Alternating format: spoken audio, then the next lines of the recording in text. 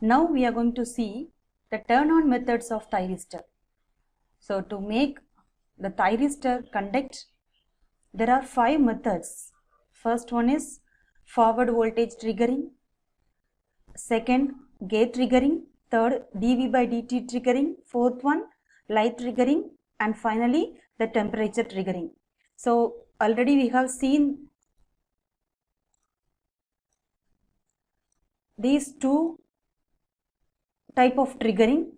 So I will explain now also. So first method, forward voltage triggering. So in this, as we know already, we are going to give the forward voltage, that is anode should be connected to positive and cathode should be connected to negative. So when you give this forward voltage and this gate circuit is open, then the junction J1 and J3 are forward biased. Okay, so these 2 are forward biased. So at this condition, what about this junction J2? This is reverse biased. So if we increase this forward voltage, okay, if you increase this forward voltage, then at some point there is a breakdown in this junction J2. Okay, so this breakdown is called avalanche breakdown. And also the voltage at which this avalanche breakdown occurs is called forward breakover voltage. So this also already we have studied.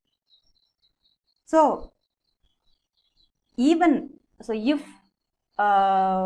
if we decrease, if the forward voltage is less than VBO, also the current continues. Okay, but there is a condition: the anode current should be greater than holding current. The anode current should not be below the holding current. Okay, so this till this condition, the current continues even when the forward voltage is below the forward breakover voltage. Next type is gate triggering. So this also we know already. So first SCR is forward biased, as we saw already. The gate signal also must be given. So gate signal is given between the gate terminal and cathode terminal. So there is a point that the cathode N layer is heavily doped. So cathode N layer is heavily doped as compared to gate P layer. So when we give the gate supply between gate and cathode, the gate P layer is flooded with electrons from cathode N layer. So the electrons which are available in cathode, that is N layer, starts flooding into the gate P layer. Okay, so now the thyristor is forward biased. So some of these electrons reach junction J2. Okay, so as a result of which there is a breakdown in junction J2.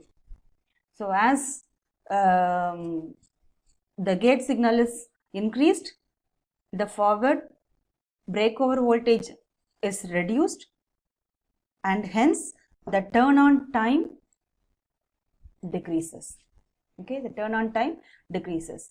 Another important point is that the duration for which the gate current is applied should be more than the turn on time. Okay, so the time for which the gate current is applied should be greater than the turn on time.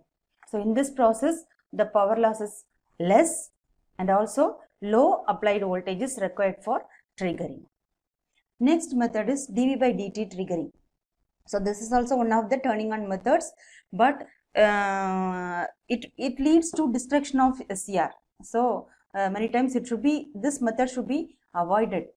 So when the SCR is forward biased, junction J1 and J3 are forward biased, and J2 is reverse biased. We know already.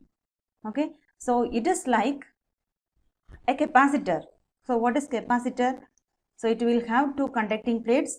In between there will be dielectric media or insulator. Okay, So this is called capacitor. So now this three junctions acts like this. So this is junction 1, this is junction 2, this is junction, sorry, this is junction 1, junction 3, and this is junction 2.